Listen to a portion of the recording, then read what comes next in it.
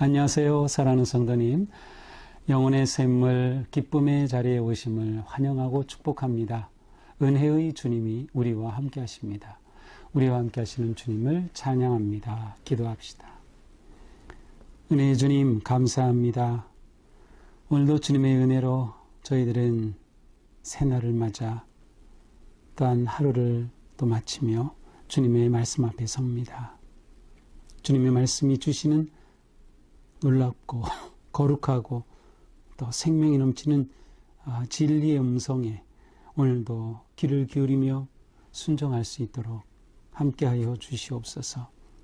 매일 듣는 음성이지만 우리가 그 음성을 잘 깨달을 수 있도록 성령님께서 함께하여 주시고 또 깨달은 말씀대로 살아갈 용기와 지혜와 믿음을 더하여 주시옵소서. 오늘도 주님의 크신 은총과 사랑 안에 품어주시고 함께하여 주시옵소서. 예수님 이름으로 기도합니다. 아멘. 오늘 말씀은 열왕기상 8장 22절에서 32절까지입니다. 솔로몬이 여호와의 제단 앞에서 이스라엘의 온 회중과 마주서서 하늘을 향하여 손을 펴고 이르되 이스라엘의 하나님 여호와여 위로 하늘과 아래로 땅에 주와 같은 신이 없나이다. 주께서는 온 마음으로 주의 앞에서 행하는 종들에게 언약을 지키시고 은혜를 베푸시나이다. 주께서 주의 종 내 아버지 다윗에게 하신 말씀을 지키사 주의 입으로 말씀하신 것을 손으로 이루심이 오늘과 같으니이다. 이스라엘의 하나님 여호와여 주께서 주의 종 내 아버지 다윗에게 말씀하시기를 네 자손이 자기 길을 삼가서 내가 내 앞에서 행한 것 같이 내 앞에서 행하기만 하면 내게서 나서 이스라엘의 왕 위에 앉을 사람이 내 앞에서 끊어지지 아니하리라 하셨사오니 이제 다윗을 위하여 그 하신 말씀을 지키시옵소서.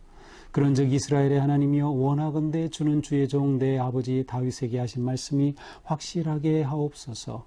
하나님이 참으로 땅에 거하시리까 하늘과 하늘이라도 주를 용납하지 못하겠거든 하물며 내가 건축한 이 성전이 오리이까. 그러나 내 하나님 여호와여 주의 종의 기도와 간구를 돌아보시며 이 종이 오늘 주 앞에서 부르짖음과 비는 기도를 들으시옵소서. 주께서 전에 말씀하시기를 내 이름이 거기 있으리라 하신 곳이 이 성전을 향하여 주의 눈이 주야로 보시오며 주의 종이 이곳을 향하여 비는 기도를 들으시옵소서. 주의 종과 주의 백성 이스라엘이 이곳을 향하여 기도할 때 주는 그 간구함을 들으시되 주께서 계신 곳 하늘에서 들으시사 사하여 주옵소서. 아멘. 자, 성전이 완공되었고요.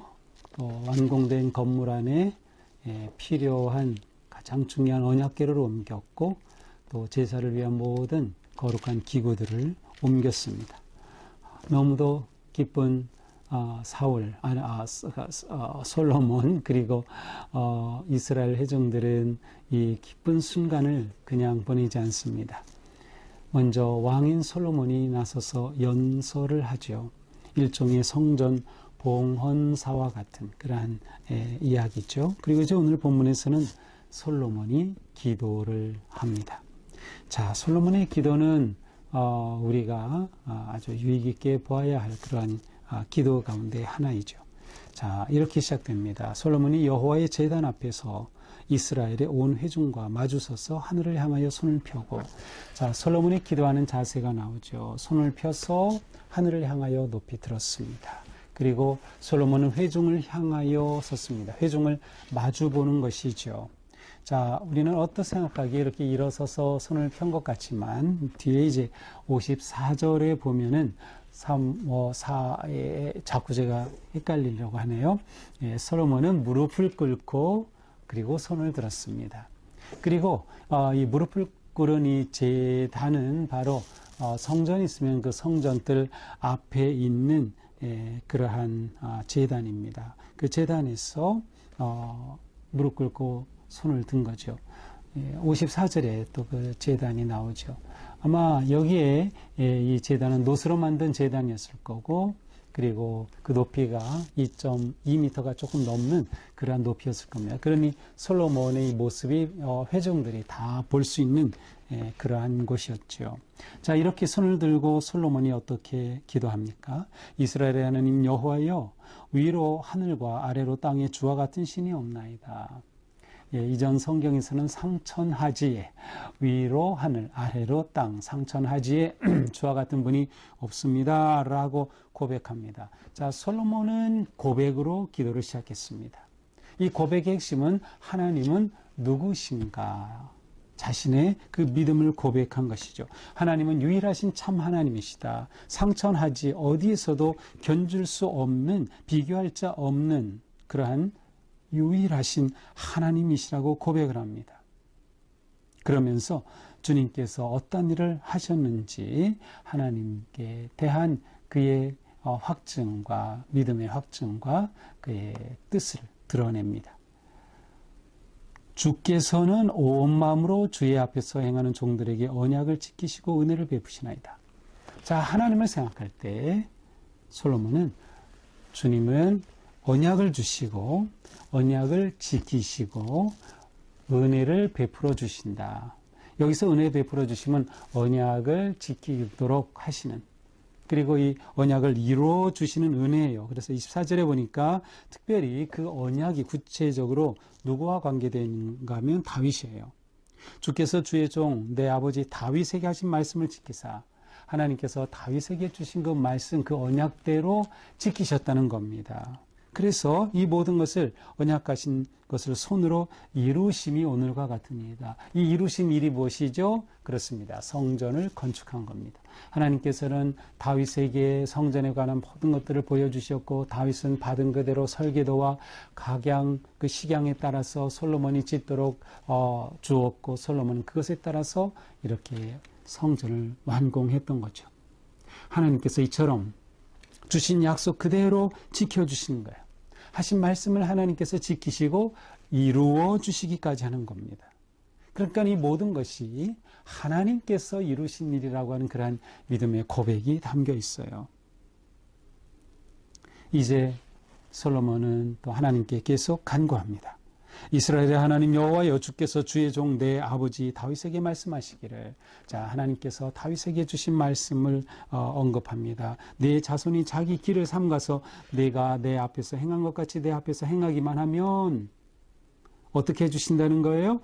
이스라엘의 왕위에 앉을 사람이 내 앞에서 끊어지지 아니하리라. 자, 하나님이 주신, 다윗에게 주신 약속은 내 왕조가 끊어지지 않겠다. 다윗 왕조가 끊어지지 않겠다는 것이에요.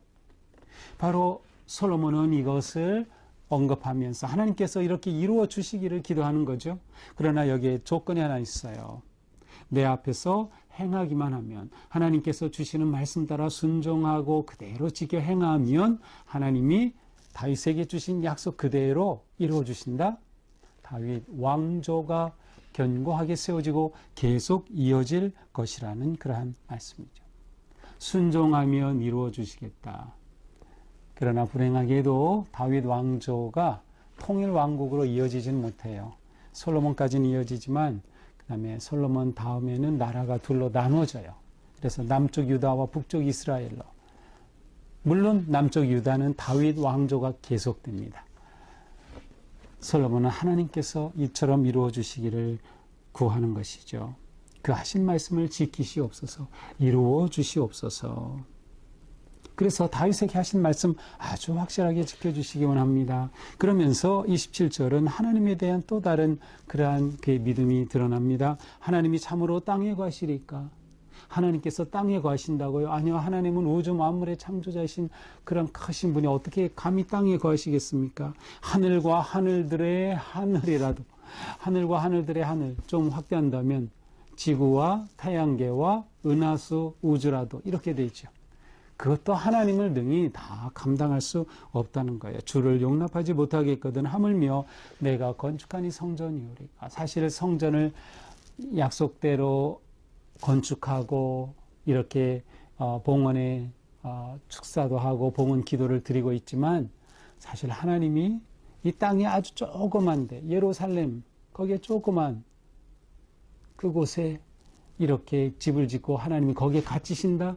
있을 수가 없는 불가능한 일이에요.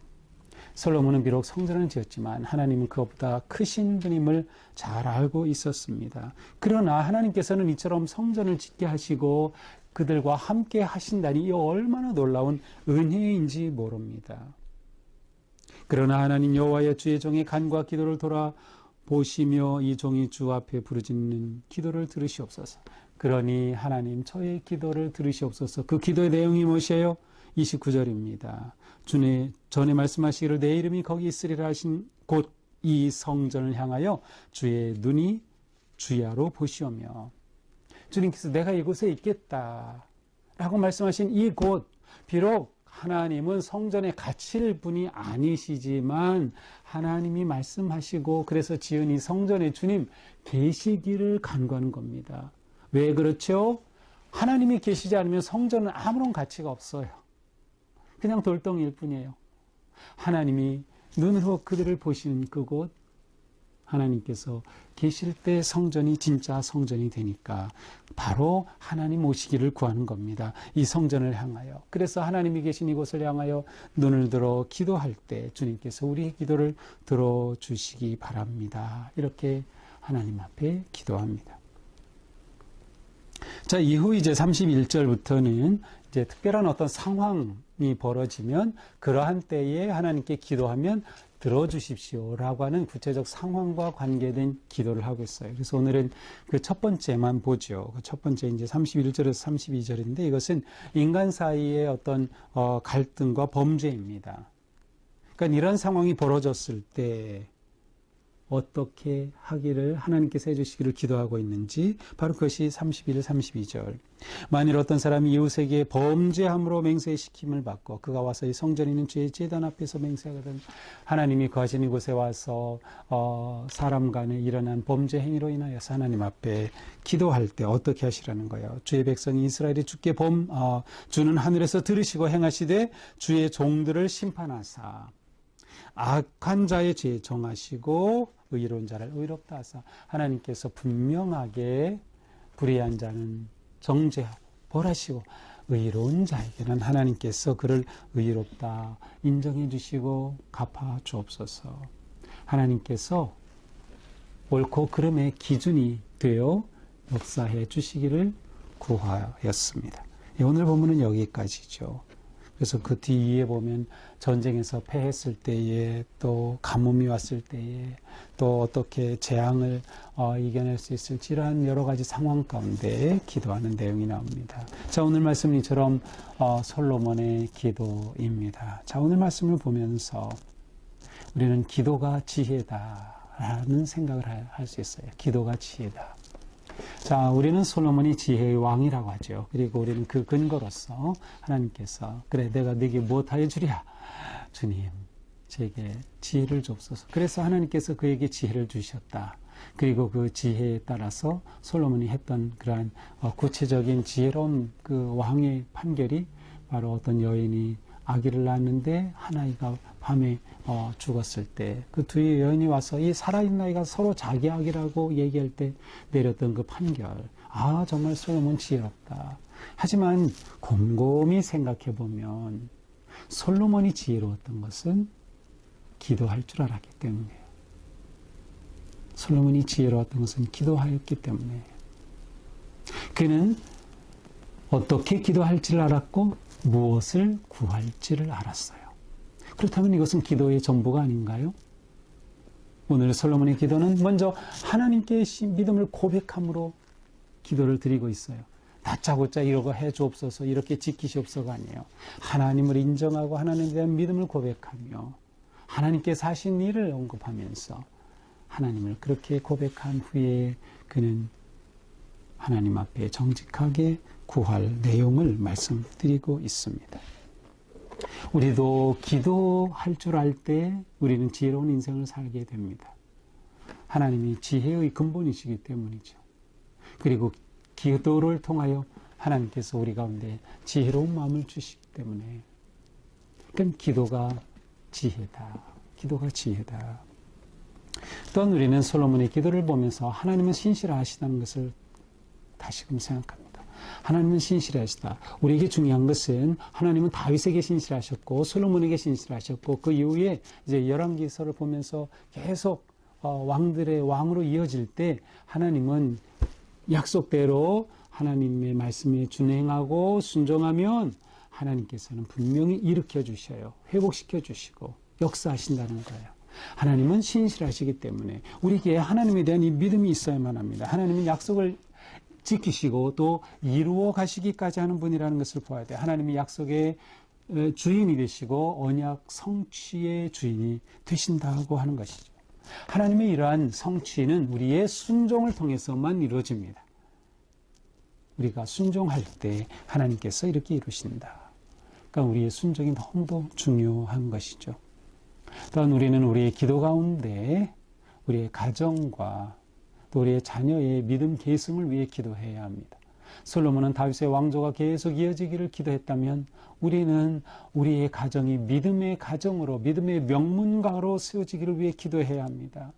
정말로 자녀들을 축복하고 자녀들이 믿음의 세대가 될 수 있도록 기도하고 주님 앞에 구해야 하는 겁니다. 그때 하나님께서 우리 가정에 거하시면 우리 가정은 거룩한 가정이 되는 거예요. 하나님이 성전에 거하시기를 기도할 것처럼 우리가 하나님이 우리 가정의 주인이 되시기를 구하고 우리 교회의 주인이 되시기를 구할 때 하나님은 놀라운 일을 이루신다. 우리 이러한 기도가 절실한 때입니다. 고난의 때일수록 그때는 기도할 때 우리의 미래가 불투명할수록 그때는 우리가 진정으로 주님 앞에 매달릴 때입니다. 이렇게 하나님이 거하시는 교회가 될 때 우리 가정은 거룩한 믿음의 가정으로 세워지고 우리 교회도 건강하고 행복한 믿음의 교회로 세워질 것입니다. 또한 우리는 기도하면서 더욱더 기도의 세계를 넓혀가야 합니다. 이제 오늘은 우리가 하나만 봤지만 내일 또 모레 본문에 이어지는 솔로몬의 기도를 보면 그의 기도하는 그러한 그 내용이 구하는 내용이 확장되고 있음을 볼 수 있어요. 그리고 그 중에는 이방인을 위한 기도까지 있습니다. 우리의 기도는 넓어져야 된다. 나 자신만을 위해, 내 자녀만을 위해, 내 가족만을 위한 기도가 아니라 또한 우리 교회만을 위한 기도가 아니라 그것이 더욱더 확장이 되어서 이 사회를 위한, 이 민족을 위한, 세계를 위한 기도로 넓어져야 한다. 진정한 기도의 사람은 그렇게 세워지는 것이죠. 우리도 솔로몬처럼 하나님이 주신 약속의 말씀을 붙잡고 하나님 이렇게 말씀해 주셨으니 이 말씀대로 이루어 주옵소서. 주님 앞에 담대하게 기도로 나아갈 수 있는 그런 지혜로운 우리 모두가 되기를 축복합니다. 기도합시다. 주님 감사합니다. 주님 앞에 우리의 부끄럽고 추하고 더러움을 내려놓습니다. 우리는 주님을 구하고 기도하기보다 내 뜻, 내 생각, 내 꾀로 살아가려 했던 저희들입니다. 주님 용서하여 주시옵소서. 오직 주님의 뜻에 합당하게 믿음으로 서서 주님의 은혜를 구하며 주님의 선하신 인도하심을 신뢰하며 기도로 살아가는 우리의 기도가 진정한 지혜의 문이 되는 복된 삶이 되게 하여 주시옵소서. 주신 말씀 꼭 붙잡고 약속을 이루실 주님을 신뢰하면서 어떤 상황에서도 담대하게 믿음으로 서서 나아가는 저희가 되게 하여 주시옵소서. 예수님 이름으로 기도합니다. 아멘. 네, 오늘도 주님의 은혜 안에서 우리 삶이 이렇게 아름답고 또 거룩한 기도의 삶 되기를 축복합니다. 사랑합니다.